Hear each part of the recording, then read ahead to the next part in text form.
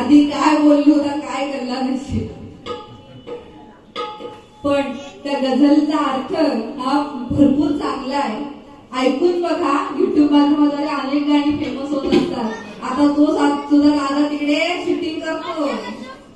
तो काका तुम्ही आता माझी गाणी युट्यूबला टाकून टाकून दाबला, आता त्याला टाकू दे,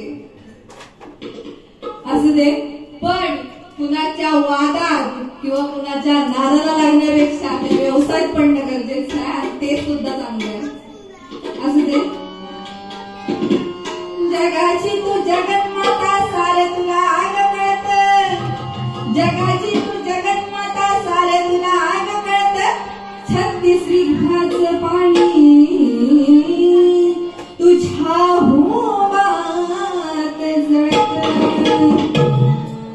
नदी नाल्याला पूर येतो, नदी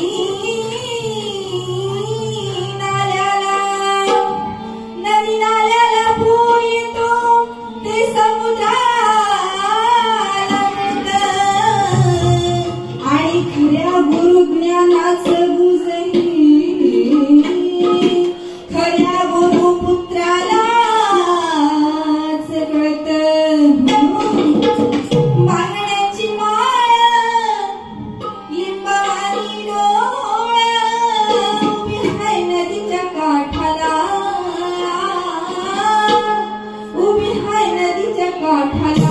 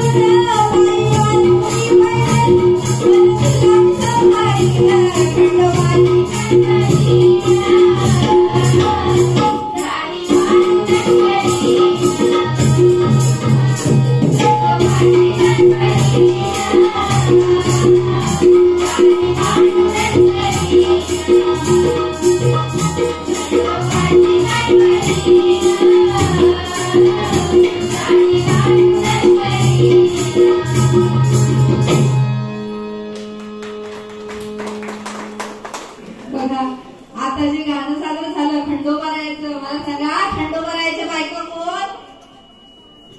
आता बोलीच आहे, आता नुसतं बघत नाही राहायचं आहे. खंडोबारायच्या बायका किती? 2, म्हळसराणी आणि बाळूबया. गणपतीच्या बायका किती? 2, रिद्धी आणि सिद्धी. आणि आता ज्या तुमच्यासाठी जर कार्याचा ठरवला ओनली वन, लाडकी बहीण झाली, लाडको भाऊ बोलो, सगळे चुलीत गेले. व्हॉट्सअपवर मेसेज फिरत होते, लाडकी बहीण योजनेली 1500 रुपये भेटणार आहे, दुसरी पण करू दे म्हणजे अजून 1500 भेटतील. सगळ्यांना चुलीत गेला, एवढा सरकारकडे पैसा नाही, आपल्या बहिणीला पुरवत नाही एवढा. पण किती सत्य आहे बघा. ऍड येते ऍड. मला सांगा पुरुषांनी काय पाप केलेलं मला खास काय कळत नाही. पुरुषांसाठी ऍड येते, महिलांसाठी आधी पहिले ऍड येते. किती सुंदर सुंदर ऍड येतात नाही त्या महिलांसाठी. डव लगाव खूबसूरती पाव, डव लगाव खूबसूरती पाव. किती छान छान मस्त मस्त साबून शॅम्पू. आणि तुमच्यासाठी ऍड काय येते, हिजगाड लगाव खुजली बघाव.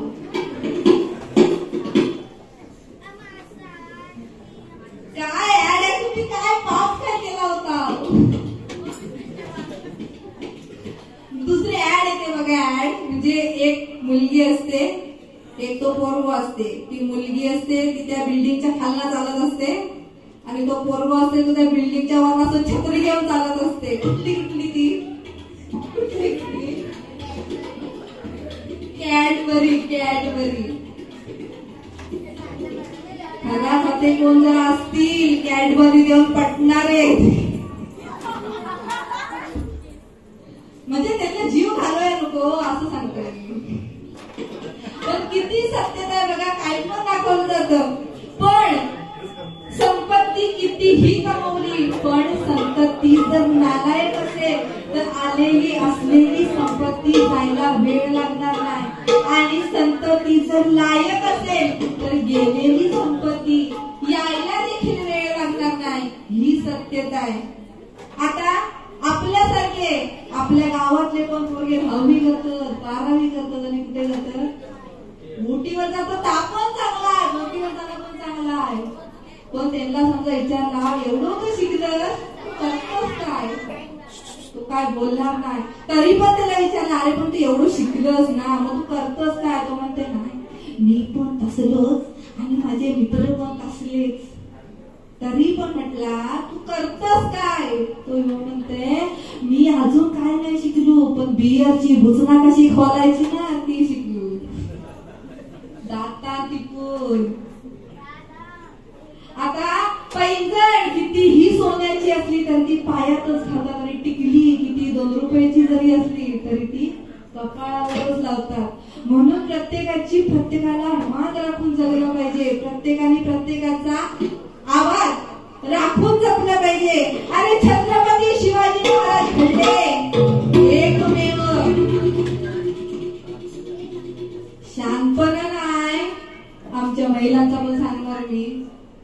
छत्रपती शिवाजी महाराज घडले आणि पण त्यासाठी जिजाऊ पण तशीच होती. जिजाऊंना शिवाजी महाराज जेव्हा पोटात होते त्या गर्भात होते तेव्हा जिजाऊंना डोळे लागायचे. कसले, पोथी पुराण वाचायची, तलवार चालवायची, घोडेस्वारी करायची. आणि आताची जिजाऊ काय मन उडू उडू उडू उडू. आता कुठली आली प्रेमाची गोष्ट होय ना. किती सत्यता आहे. तेव्हाची ती स्त्री पण तशीच होती म्हणून तेव्हा शिवाजी महाराज घडले. त्यावेळेला बघा पाळणं म्हणायचे म्हणजे आमच्या आजी. आता काय होतं, मूल जन्माला आलं बारसं जवळ आलं की स्पीकर लावणार. पण तेव्हा तोंडाने अंगाई म्हणायचे हलके हलके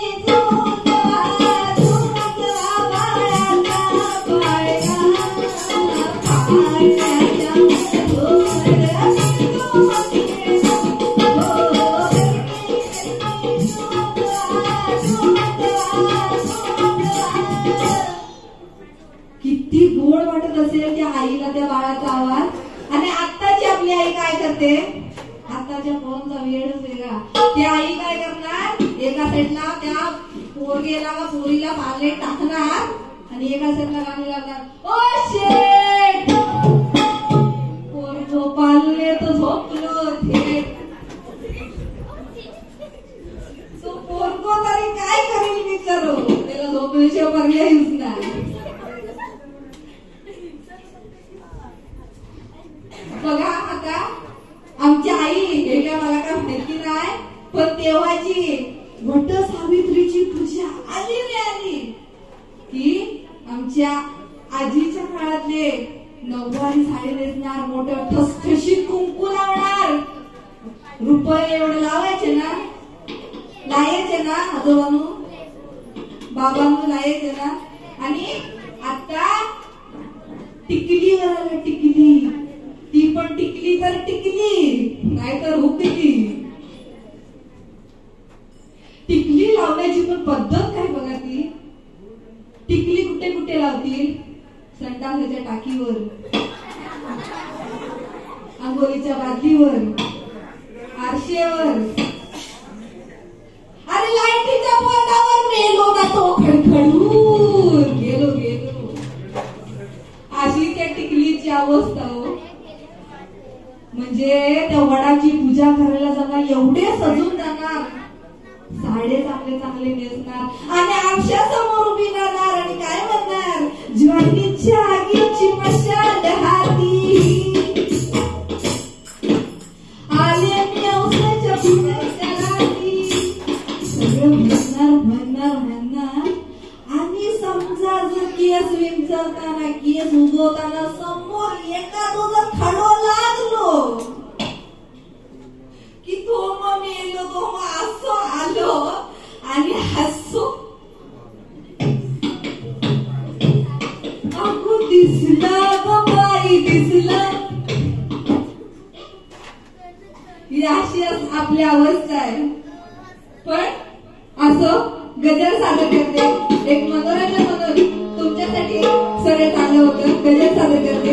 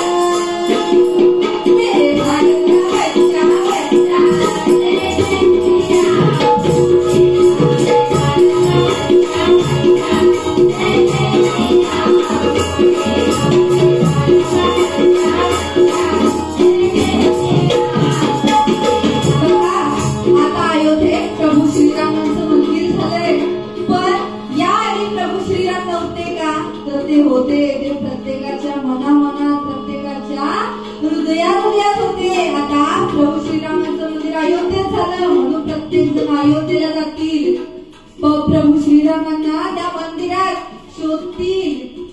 आपण मूर्तीत देव शोधायला जातो, पण तो देव हा माणसामध्ये आणि तो आपण जपलं पाहिजे हे आपल्याला कळत नाही. आज आपण ते भजन ऐकतो आणि हे भजन संपलं.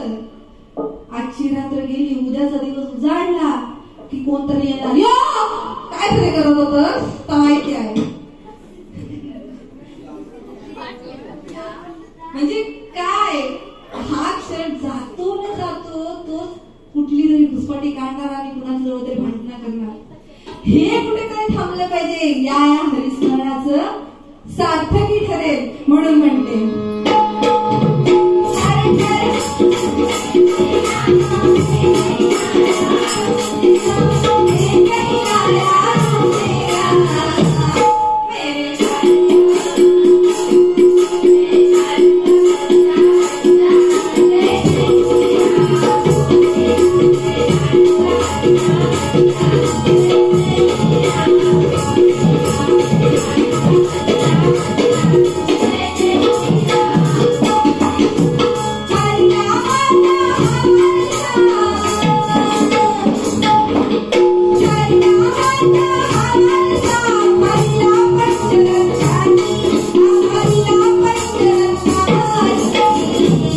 आज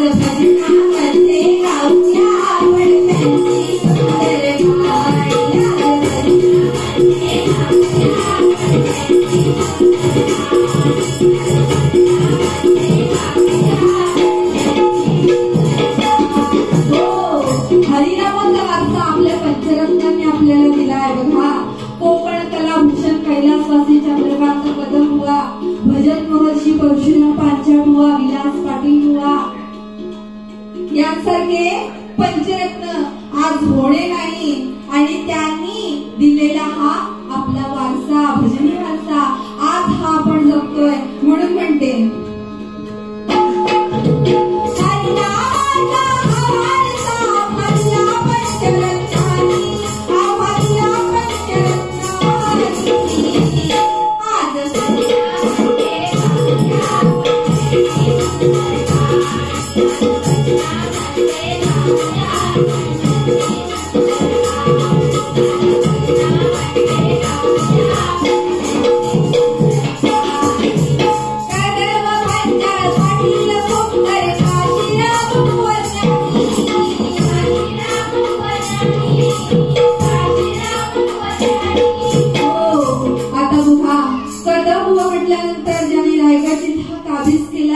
ते म्हणजे कोकण कलाभूषण कैलासवासी चंद्रकांत कदम बुवा.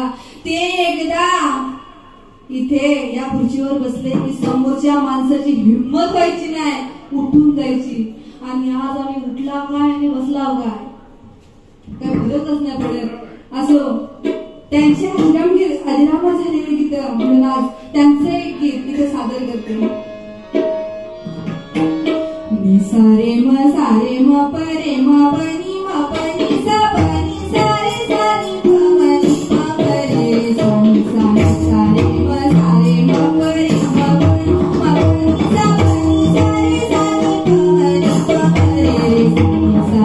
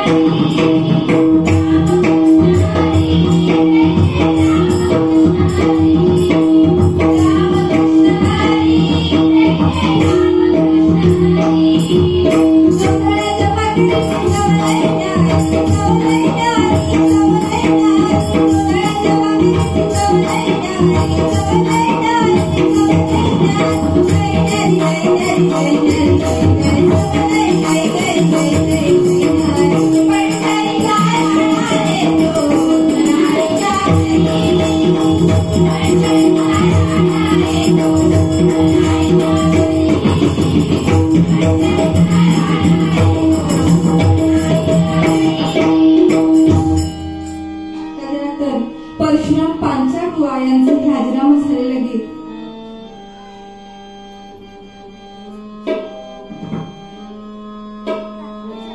कदम सुताराची जोडी,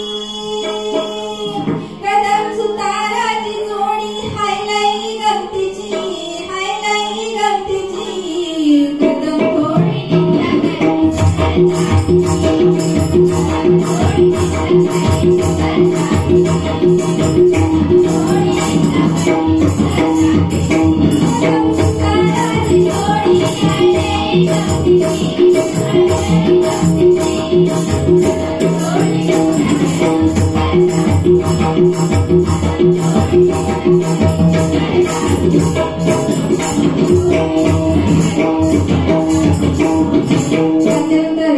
काशीराम परबुवा. महाराष्ट्रामध्ये निसर्गरम्य सुंदर ते कोकण, महाराष्ट्रामध्ये निसर्गरम्य सुंदर ते कोकण. या कोकणात गणेश स्तुतीचा गणेश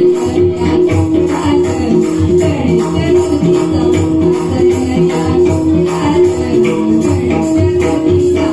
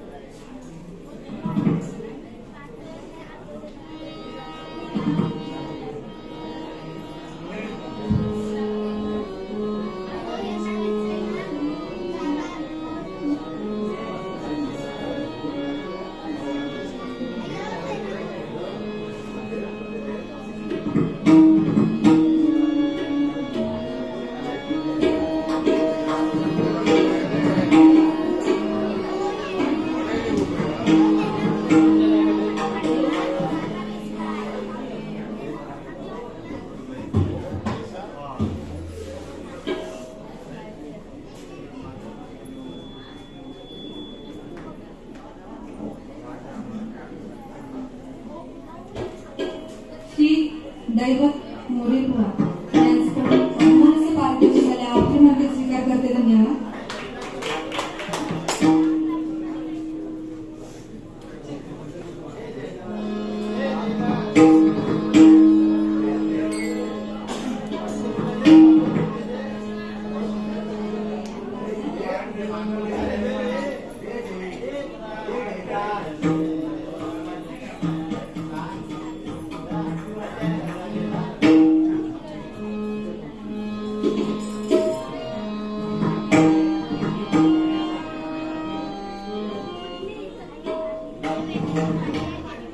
मंगलमूर्ती मित्र मंडळ यांच्याकडून 500 रुपयाचं बहुमूल्य पारितोषिक आले.